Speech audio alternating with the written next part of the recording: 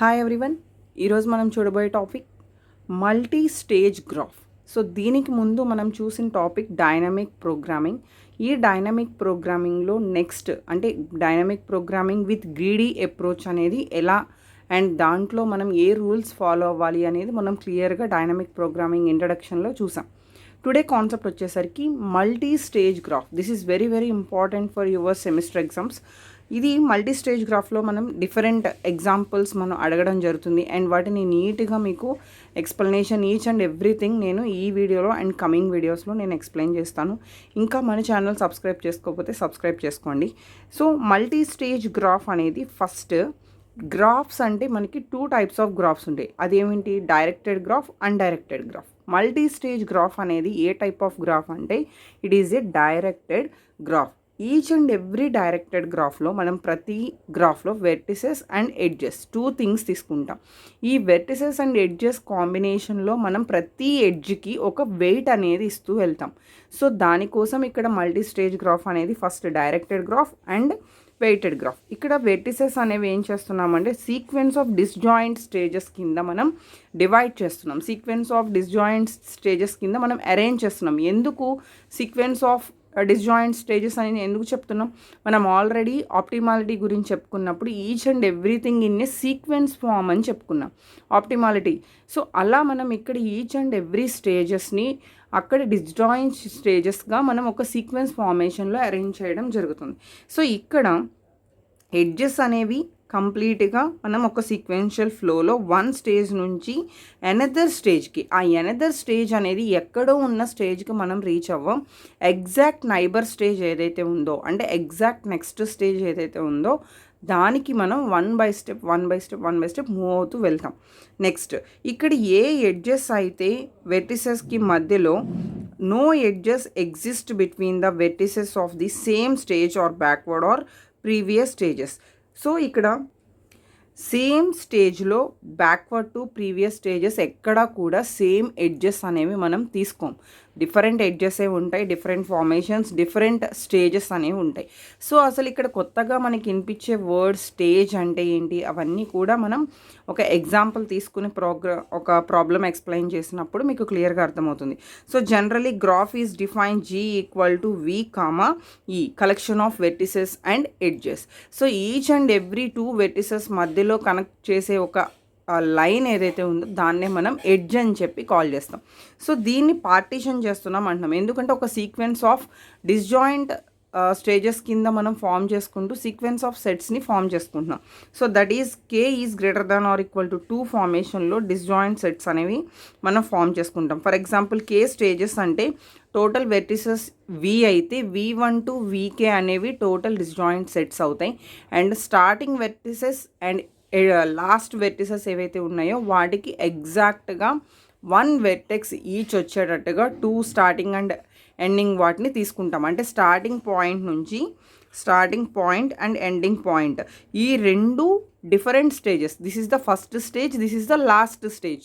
This is vertex A and this is vertex B or E. So ఇది first stage, last stage.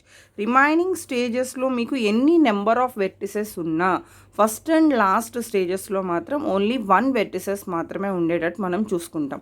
And ఇక్కడ edges వచ్చేసరికి U, V అంటే U అనేది vertices one of the part అయితే V అనేది vertices యొక్క another part అనమాట. So ఇక్కడ అలాంటి ఒక ఎడ్జ్ని U నుంచి Vకి 2 వెర్టిసెస్ మధ్యలో మనం ఒక ఎడ్జ్ని ఫామ్ చేసుకున్నప్పుడు దానికి ఎలాంటి ఫార్ములా మనం డెవలప్ చేసుకోవాలి అంటే సో టోటల్గా మనకి ఇక్కడ 2 అప్రోచెస్ని బేస్ చేసుకుంటాం. వెరీ వెరీ ఇంపార్టెంట్, ఎక్కడ కన్ఫ్యూజ్ అవ్వద్దు. మీకు ఏ డౌట్ వచ్చినా కామెంట్ చేయండి. సో టోటల్గా ఒక ప్రాబ్లం డైనమిక్ ప్రోగ్రామింగ్లో గ్రీడీ మెథడ్లో మీరు ప్రాబ్లం తీసుకోవాలి అంటే 2 డిఫరెంట్ డైనమిక్ అప్రోచెస్ని మనం ఫాలో అవడం జరుగుతుంది. That is the forward approach. మీకు ఫార్వర్డ్ అప్రోచ్ అనే టర్మ్ వచ్చింది అంటే ఫార్వర్డ్ అప్రోచ్లో టేబులేషన్.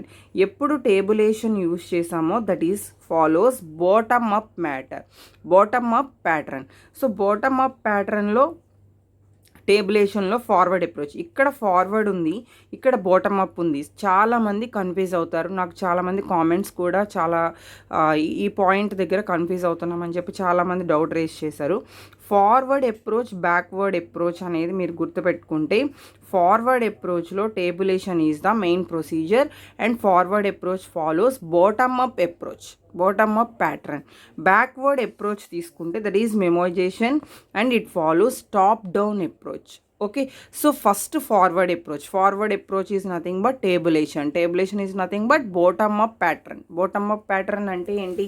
ఫర్ ఎగ్జాంపుల్ మీరు ఒక ట్రీ తీసుకున్నారు, ట్రీకి రూట్ ఎలిమెంట్కి 2 చిల్డ్రన్స్ ఉంటాయి, అగైన్ రూట్ ఎలిమెంట్కి 2 నార్మల్ చైల్డ్స్కి 2 లీఫ్ చైల్డ్స్ ఉంటాయి. బాటమ్ అప్ అంటే బాటమ్ నుంచి టాప్కి వెళ్ళేది bottom up approach and top నుంచి డౌన్కి వచ్చేది టాప్ డౌన్ ప్యాటర్న్ అని చెప్తాం. సో ఇక్కడ ఈ బాటమ్ అప్ అప్రోచ్ని ఏం కాల్ చేస్తున్నాం? ఫార్వర్డ్ అప్రోచ్ కింద కాల్ చేస్తున్నాం, ఫార్వర్డ్ అప్రోచ్. ఓకే, సో ఇక్కడ ఫార్వర్డ్ అప్రోచ్లో ఫస్ట్ మనం ఏం చేస్తాం?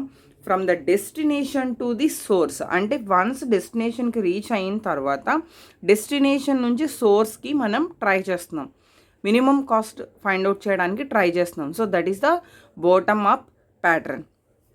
So it works backwards from the destination to the source, destination నుంచి సోర్స్కి మనం వెళ్ళడానికి ట్రై చేస్తున్నాం. సో ఫైనల్గా మనం అసలు డైనమిక్ ప్రోగ్రాంలో గ్రీడీ మెథడ్ యూజ్ చేసి ఏం చేయాలి?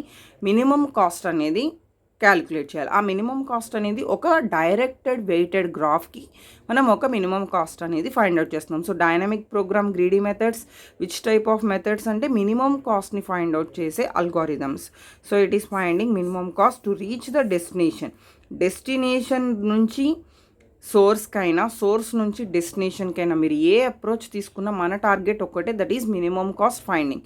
మినిమం కాస్ట్ క్యాలిక్యులేట్ చేయడం కోసమే మనం ఏ అప్రోచ్ అయినా ఫాలో అవుతాం. దీనికి యూజ్ చేసే ఫార్ములా ఇక్కడ మీకు ఒక ఎగ్జాంపుల్ చూసిన తర్వాత మీకు ఇంకా క్లియర్గా ఈ ఫార్ములా అనేది అర్థమవుతుంది. బట్ ఫస్ట్ ఒకసారి చెప్తున్నాను మీకు. Cost of I, J. What is I, J means మనం I నుంచి J అనే ఒక 2 ఎడ్జెస్ మధ్యలో కాంబినేషన్ తీసుకుంటున్నాం. సో I, J అనేది ఏంటి? ఫర్ ఎగ్జాంపుల్ నేను ఒక గ్రాఫ్ తీసుకున్నాను, 1 2 2. Okay, so again 1 2 3 and 2 2 3. So ఇవి మనం తీసుకున్న డైరెక్టెడ్ ఎడ్జెస్ అనుకుందాం. ఓకే, డైరెక్టెడ్ ఎడ్జెస్కి సమ్ వెయిట్ అనేది మనం అలాట్ చేసాం. ఇప్పుడు ఇందులో నేను మినిమం కాస్ట్ 4కి రీచ్ అవ్వడానికి, మినిమం కాస్ట్ ఫైండ్ అవుట్ చేయడానికి 1 2 2 2 4 మినిమం కాస్ట్ ఆఫ్ 1 2 3 3 2 4. యాక్చువల్గా ఇది పర్ఫెక్ట్ గ్రాఫ్ కాదు, మల్టిపుల్ స్టేజెస్ ఉండాలి. బట్ ఏంటంటే నేను జస్ట్ ఒక మీకు అర్థమవడం కోసం ఫార్ములా కోసం వేసాను అనమాట.